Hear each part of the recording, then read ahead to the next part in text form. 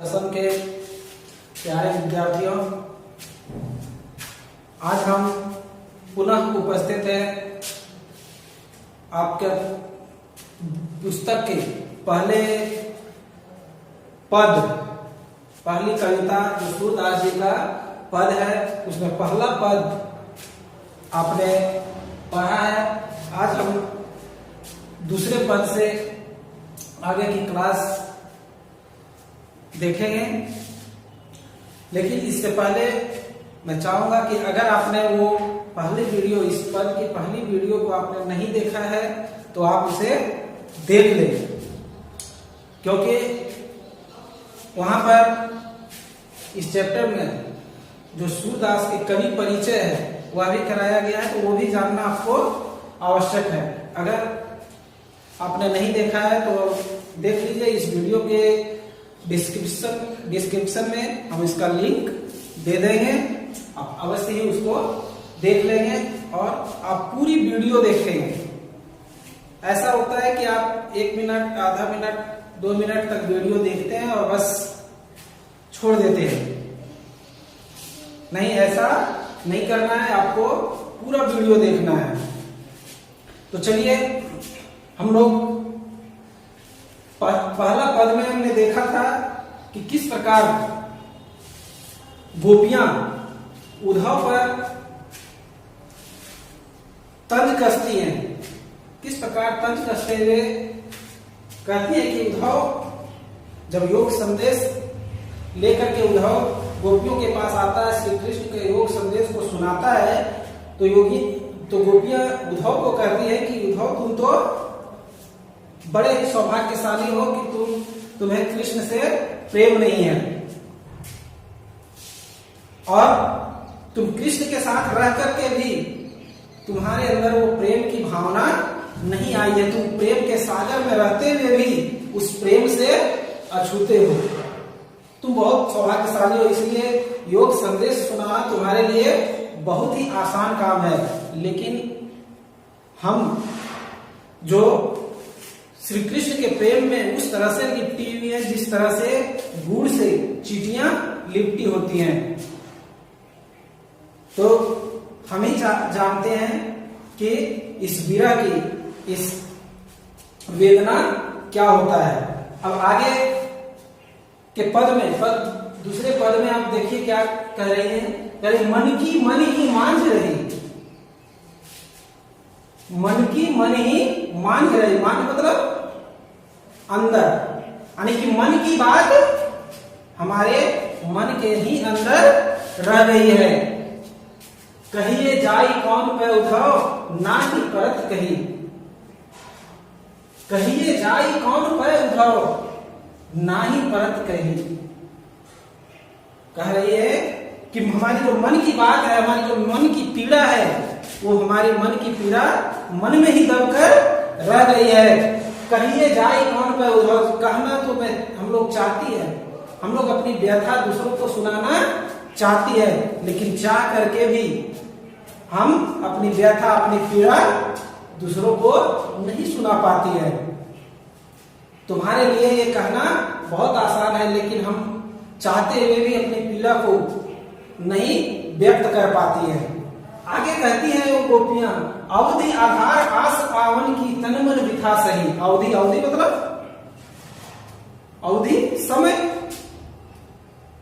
तो अवधि आधार आस आवन की, तो श्री कृष्ण के कह रहे अवधि आधार आस आवन की, आने के समय की आस में।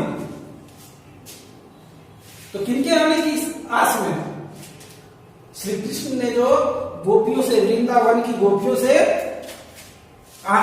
एक बार पुनः आकर मिलने का जो वादा किए हुए थे, तो ये गोपियां इस आशा में थी कि श्री कृष्ण ने हमसे मिलने का वादा किए हैं, तो निश्चित ही एक बार वो हमसे भेंट करने आएंगे। तो इसी आशा में वो जी रही थी। तो कह रहे हैं कि अवधि आधार आस आवन की, यानी कि आने की आशा में, श्री कृष्ण के आने की आशा में तन मन बिथा सही। तो सारी हमारे तन की, हमारे मन की, यानी कि हमारे पूरे तन मन का जो मिथा मतलब पीड़ा, जितना पीड़ा है हमारे मन के अंदर वो सारा हमने सह लिया, खुशी खुशी सह लिया। किस आस में? श्री कृष्ण के आने की आस में। इसलिए हमने मन की बात मन में ही दबा कर रख ले, किसी से व्यक्त नहीं किए। अब इन जोग संदेश सुनी सुनी विरह दही। अब क्या करें? अब इन जोग संदेश नहीं सुनी सुनी, लेकिन हे उद्धव, अब श्री कृष्ण का तुम्हारे द्वारा यह योग संदेश सुनाया जाना विरह दही, अब हमारी पीड़ा को असहनीय बना दिया है। अब हम अपनी पीड़ा को सह नहीं सकते हैं। हमारी जो सीमाएं थी पीड़ा सहने की, वो सीमाएं अब समाप्त हो गई हैं। तुमने हमें ये बहुत ही भयानक ये जो तुम संदेश सुनाए हो श्री कृष्ण का, ये जो योग संदेश जो हमें सुना रहे हो, वो बहुत ही हमारे लिए पीड़ादायक है। हम उस पीड़ा को तो बड़ी आसानी से सह रहे थे, क्योंकि हमें आशा थी कि श्री कृष्ण एक दिन आएंगे, तो उस आस में हम लोग उस पीड़ा को सहन कर रहे थे। लेकिन जब तुमने ये सुना दिया कि अब श्री कृष्ण नहीं आएंगे वृंदावन, तो यह पीड़ा सुन करके, यह तुम्हारा ये संदेश सुन करके हम लोग को इतनी पीड़ा हुई है कि यह पीड़ा असहनीय है, हम सहन नहीं कर सकते। आगे कहती हैं, चाहती हूति गुहारी जितहि तय उततय धार बही, सूरदास अब धीर धरहि क्यों मर्यादा न लही। चाहती हूति गुहारी जितहि तय, गुहारी मतलब गुहार लेने वाला, यानी कि हमारे ख्याल रखने वाला। तो जो हमारे रक्षा करने वाले थे, जो हमारे ख्याल रखने वाले थे, जो हमारे बारे में कुछ पूछने वाले थे, जो जितनी उतने तय धार रही, तो उन्होंने ही हमारे रक्षा करने का भार को समाप्त कर दिया। वो हमसे मुंह मोड़ लिए, हमसे वही मिलना नहीं चाह रहे हैं। तो ये तुम्हारा योग संदेश तो हमारे लिए असहनीय पीड़ा है। सूरदास अब धीर धरे ही क्यों मर्यादा न रही। हे उद्धव, अब श्री कृष्ण ने तो सारी मर्यादाएं ही तोड़ दी है, कोई मर्यादा नहीं रखी। हम कितनी आस में थे कि श्री कृष्ण हमसे मिलने आएंगे, लेकिन उन्होंने सारी मर्यादाओं को ताक पर रख दिया और हमसे वो मिलने नहीं आए। तो अब चलिए तीसरे पद की ओर चलते हैं। तीसरे पद में गोपियां क्या कह रही हैं? हमारा हरी हारी की लकड़ी, क्या कह रही है? हमारा हरी हारी की लकड़ी। हरि कौन है? हरि मतलब भगवान। और यहां पर किस भगवान की बात हो रही? भगवान श्री कृष्ण की। और हारी मतलब हारी एक पंछी है जो हमेशा अपने साथ एक लकड़ी को लेकर के चलती है। वो कभी भी लकड़ी को नहीं छोड़ती वो पंछी। तो वही कह रहे हमारे हरी हारी की लकड़ी कि हे उद्धव, हमारे भगवान श्री कृष्ण तो उस हारी पंछी की लकड़ी की तरह है, जो कभी अपने से उस लकड़ी को पंछी त्यागती नहीं। ठीक उसी प्रकार से हमारे हरि के हमारे श्री कृष्ण भी हैं। मन क्रम वचन नंदनंदन कौन है?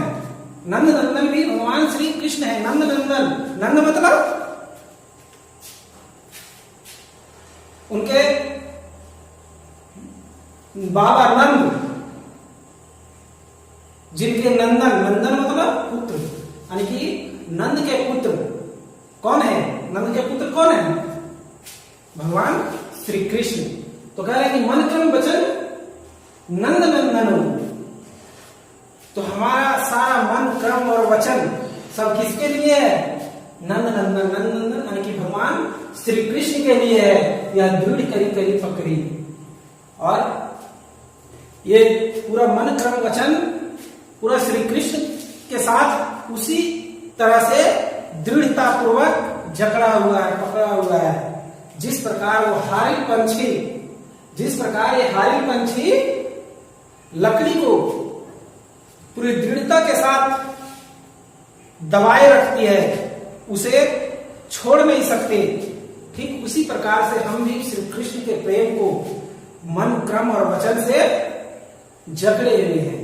उनके प्रेम से हम भी उसी तरह से जकड़े हुए हैं। जिस प्रकार हारिल पंछी अपने से लकड़ी को अलग नहीं कर सकते, उसी प्रकार से हम श्री कृष्ण की यादों को, श्री कृष्ण के प्रेम को हम अपने से अलग नहीं होने दे सकते। जागत सोवत स्वप्न दिवस निशी। देखिए, जागत सोवत स्वप्न दिवस निशी। निशी मतलब, निशी मतलब होता है रात। पर्यायवाची में, रात के पर्यायवाची में आप जानते हैं, रात का पर्यायवाची निशी भी होता है।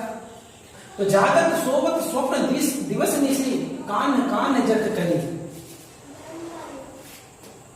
कि जागते सोते दिन रात, यानी कि दिन रात जागते सोते, यहां तक कि सपने में भी हम किसकी नाम लेते रहते हैं? कान कान जकरे, कान्हा कन्हैया कन्हैया का ही जप करते रहती हैं, कान्हा का ही जप करते रहती हैं। वैसा एक भी पल नहीं होता है जिस पल में हम लोग कान्हा से दूर रह जाए। हमेशा कान्हा का इनाम, कृष्ण का इनाम हमारे मन क्रम वचन में पूरा समाया हुआ है। तो ऐसी है गोपियां। जब उद्धव उनको सुना रहा है, उद्धव तो समझाने आया था गोपियों को, लेकिन उल्टा गोपियां क्या कर रही हैं? उद्धव को ही समझाना शुरू कर दिए हैं। आगे क्या है देखिए, सुनत जोग लागत है ऐसा ज्यों करोई ककड़ी। देखिए, अब गोपियां उद्धव के योग संदेश की तुलना करती हैं कि हे उद्धव, तुम जो ये योग संदेश जो सुना रहे हो, तो ये तुम्हारे योग संदेश को सुनकर, तुम्हारे योग संदेश को सुनकर ऐसा लगता है कि जैसे ये कौन, कैसी हो करुई ककड़ी। करुई मतलब कड़वा, और ककड़ी वो ककड़ी, तो उस कड़वी ककड़ी के समान है तुम्हारा यह योग संदेश। कड़वी ककड़ी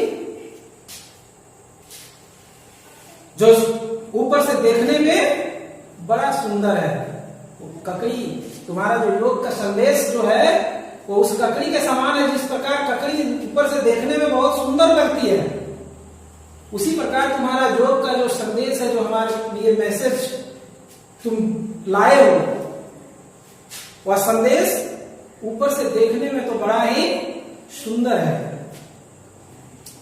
परंतु जिस प्रकार से उस ककड़ी का स्वाद खाने के बाद पता चलता है, ठीक उसी प्रकार से तुम्हारा योग का संदेश जब तुम सुनाए तो उसके परिणाम क्या हो सकते हैं? वो उस ककड़ी के समान हो जाता है। जो खाने के बाद जब वो ककड़ी जब कड़वा लगता है, तीता लगता है, तो देखने में तो अच्छा है, लेकिन अंदर से वो बेकार है। ठीक तुम्हारा योग का संदेश भी ऊपर से अच्छा है, देखने में तो दूसरों के लिए बहुत अच्छा लगता है तुम्हारा योग संदेश, बहुत ही तुम चतुराई से, तुम बहुत ही चालाकी से अपना संदेश सुना दे रहे हो, परंतु वह हमारे योग्य नहीं। हमारे लिए तो वो तुम्हारा ये योग का संदेश उस कड़वी ककड़ी के समान है। आगे क्या कह रही है गोपियां? सु तो व्याधि हमको ले आए, सु मतलब तुम, तो सु तो व्याधि हमको ले आए, व्याधि मतलब बीमार, सु तो यानी कि तुम तो हमारे लिए ऐसी बीमारी ले आए हो, तुम हमारे लिए ऐसी बीमारी ले आए हो, देखी सुनी ना करी, कि जैसी बीमारी ना तो अभी तक देखा है, ना सुना है, ना कभी महसूस किया है, ना ही ऐसे बीमारी का कभी अनुभव किया है, ना ही कभी देखा है, ना कभी सुना है। तुम हमारे लिए ऐसी बीमारी ले आए हो। ये संदेश नहीं है, हमारे लिए एक बीमारी है, और ऐसी बीमारी है जिस बीमारी का हमने कभी अनुभव भी नहीं किया है। यह तो सुरति नहीं लय सौंपो जिनके मन चकरी, चकरी मतलब भटकना, यानी कि हे सूरदास के माध्यम से गोपियां कहती हैं, सूरदास बताते हैं गोपियां क्या कह रही है इसको, उद्धव को, कि हे उद्धव, यह तो सुरति नहीं ले सौंपो जिनके मन चले, कि ये तुम जो योग संदेश, जो इतना अच्छा संदेश जो लाए हो, तो उन लोगों को जाकर सुनाओ जिनका मन भटकता रहता है, जिनका मन भटकता रहता है, स्थिर नहीं है, उनको जाकर सुनाओ। हमें क्यों सुना रहे हो? हमारा मन तो स्थिर है, और कहाँ स्थिर है, कहाँ टिका हुआ है? श्री कृष्ण के शरणागत है हमारा मन, श्री कृष्ण के प्रेम में बंधा हुआ है हमारा मन। हमारा मन कहीं भटकता नहीं है, हमारा तो एक ही लक्ष्य है श्री कृष्ण, और उसके अलावे हमारे मन में और कुछ है ही नहीं। तो हमें ये योग संदेश की क्या आवश्यकता है? तो ऐसे लोगों को अपना यह संदेश सुनाओ जिनका मन भटकते रहता है, कभी यहाँ कभी वहां। हमारा तो एक ही लक्ष्य है, तो तुम यह योग संदेश हमें मत सुनाओ। तो चलिए चलते चौथे पद की ओर। यहाँ गोपियां क्या कहती है? कहते हरि है राजनीति पर ही आए, समझी बात कहत मधुकर के समाचार सब पाए। हरि है राजनीति पर ही आए। हरि कौन? हरि कह करके किसको संबोधित किया जा रहा है? श्री कृष्ण। श्री कृष्ण को हरि कहा जा रहा है। हरि मतलब भगवान, तो भगवान श्री कृष्ण। तो हरि है राजनीति पर ही आए। गोपियां कहती हैं हे उद्धव, हरि तो यानी कि भगवान श्री कृष्ण तो अब राजनीति भी पढ़ लिए हैं। समझी बात कहते मधुकर के समाचार सब पाए। मधुकर मतलब वो भौरा। ये सारी बातें जो गोपियां कह रही है वो किसको कह रही है? कह रही है भौरे को। प्रत्यक्ष रूप से तो भौरे को कह रही है, लेकिन अप्रत्यक्ष रूप से सारी बातें वो उद्धव को सुना रही है।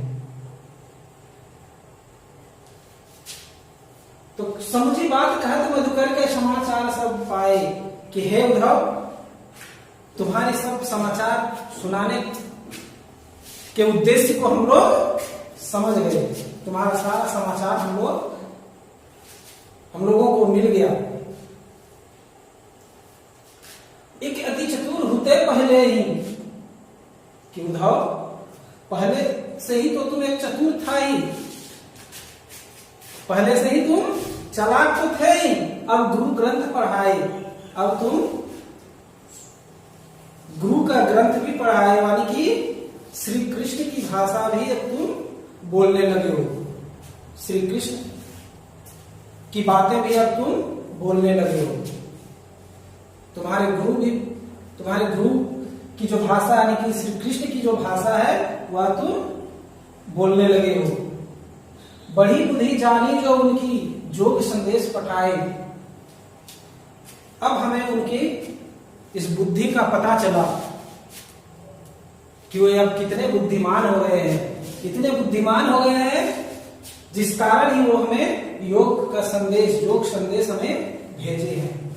तो भगवान श्री कृष्ण शायद अब बहुत चालाक हो गए, बहुत बुद्धिमान हो गए हैं और अपने बुद्धि के बल पर उन्होंने क्या किया है, हमारे पास इस योग का संदेश भेजा है। उद्धव भले लोग आगे के परहित दौलत धाये, आगे कहती हैं श्री कृष्ण पर आरोप लगाते हुए गोपियां कहती हैं कि उद्धव भले लोग आगे के, भले लोग अच्छे लोग, बड़े लोग, और आगे के मतलब पहले के, यानी कि उद्धव पहले के बड़े लोग परहित दौलत धाये, दौलत धाये मतलब दौड़ते फिरते थे, और परहित मतलब दूसरों के हित के लिए। तो क्या हो जाएगा, उद्धव भले लोग आगे के परहित दौलत धाये, कि हे उद्धव पहले के बड़े लोग दूसरों के हित के लिए, दूसरों की भलाई के लिए दौड़ते फिरते थे।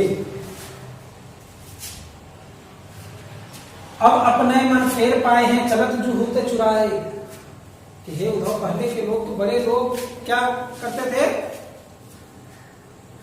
दूसरों के हित के लिए, दूसरों की भलाई के लिए दौड़ते फिरते थे। लेकिन भगवान श्री कृष्ण ने तो ऐसा किया ही नहीं। हमारी हित उसमें थी कि वो हमें दर्शन देते, वो हमारे पास मिलने आते, जैसा कि उन्होंने वादा किया था। लेकिन वैसा तो किए नहीं, उल्टा हमें योग संदेश भेज दिए जिसकी हमें कोई आवश्यकता ही नहीं है। फिर आगे गोपियां कहती हैं अब अपने मन फेर पाए हैं चलत जो होते चुराए, बोल रहे कि चलो ठीक है, एक तरह से अब ठीक है, अब चलो हमें अपना मन वापस मिल जाएगा जो यहां से जाते समय वो चुरा कर ले गए थे। जिस समय वो वृंदावन से मथुरा को जा रहे थे तो हमारा मन भी उनके साथ चला गया था, इस आस में था कि एक बार वो हमसे मिलने आएंगे। लेकिन उनकी योग संदेश जब आ गया तो चलो हमारा मन तो कम से कम हमें वापस मिल जाएगा, क्योंकि हमारा मन भी हमारे पास नहीं था, हमारा मन भी श्री कृष्ण के पास ही था। हमारा मन हमारा नहीं था, बल्कि वह मन भी श्री कृष्ण का था। अतः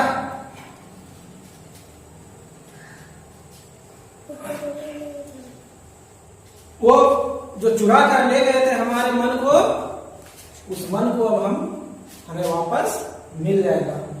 आगे कह रही है ते क्यों अनीति करे आपुन जे और अनीति छुड़ाए, ते क्यों अनीति करे आपुन, आपुन मतलब हम लोगों के साथ, और ते मतलब वे, यानी कि वे अपनों के साथ, यानी कि वे हमारे साथ अनीति क्यों कर रहे हैं, अन्याय क्यों कर रहे हैं। जो हम उनके अपने हैं तो अपनों के साथ अन्याय क्यों कर रहे हैं। जे और अनीति छुड़ाए, जो दूसरों को अन्याय से मुक्त कराते हैं, जो दूसरों से को अन्याय से छुटकारा दिलाते हैं, जो दूसरों को न्याय दिलवाते हैं, वो आज खुद हमारे ऊपर, अपने लोगों के ऊपर ही अन्याय क्यों कर रहे हैं। राजधर्म तो यही सूर जो प्रजा ना जा ही सताए, और सूरदास गोपियों के माध्यम से राजधर्म को बताते हुए कहते हैं कि राजधर्म तो यह है जो प्रजा ना जा ही सताए, कि हे उद्धव राजधर्म भी तो यही कहता है। राजधर्म क्या कहता है कि प्रजा को सताया ना जाए, प्रजा को न्याय मिले, और हम तो उनकी प्रजा है। तो वो राजा है, हम प्रजा है, तो ये अन्याय वो क्यों कर रहे हैं। वो हमें एक बार दर्शन, हमारी अभिलाषा है कि हम अपनी राजा का, हम अपनी श्री कृष्ण का, श्री हरि का एक बार दर्शन कर ले, तो हमारी इच्छा को पूरी क्यों नहीं कर रहे, जबकि एक राजधर्म है कि अपनी प्रजा की हर इच्छा को पूरी किया जाए। तो ये अन्याय हमारे साथ क्यों। और इस प्रकार से गोपियां उद्धव के योग संदेश पर उल्टा प्रहार करते हुए उद्धव को ही चुप करवा देती है और उद्धव के पास कोई उसका जवाब नहीं होता है। और सूरदास ने बहुत ही अच्छे तरीके से शब्दों को बहुत ही अच्छे तरीके से पिरोया है और हमें एक संदेश देने का प्रयास किया है। गोपियां बहुत ज्यादा श्री कृष्ण पर आरोप भी नहीं लगाती हैं, बल्कि उद्धव की चतुराई भरी बातों का कटाक्ष करती है। उद्धव जो बड़ी चालाकी से जो बोलना चाहता है, बताना चाहता है, योग का संदेश जो गोपियों को सुनाना चाहता है, उस पर गोपियां कटाक्ष करती हैं। तो यहीं पर आपका ये पद कविता समाप्त होता है। अब इसका जो क्वेश्चन आंसर है, प्रश्न उत्तर जो है वो आपको व्हाट्सएप के माध्यम से करवा दिया जाएगा। आप इसको अच्छे से कर लेंगे और उसको अपनी फेयर कॉपी में नोट कर लेंगे और अच्छे तरीके से याद कर लेंगे। ये बहुत ही महत्वपूर्ण कविता है। ये पद जो है वो और सूरदास के जीवन परिचय को भी आप बढ़िया से पढ़ लेंगे। आपके पुस्तक में भी उनका जीवन परिचय दिया हुआ है। वीडियो के माध्यम से भी फर्स्ट वीडियो में हमने उनके जीवन परिचय पर कुछ चर्चा भी किया हुआ है। तो मुझे उम्मीद है कि आप इस पर गहन अध्ययन करेंगे। आपका गहन अध्ययन चल भी रहा होगा। धन्यवाद।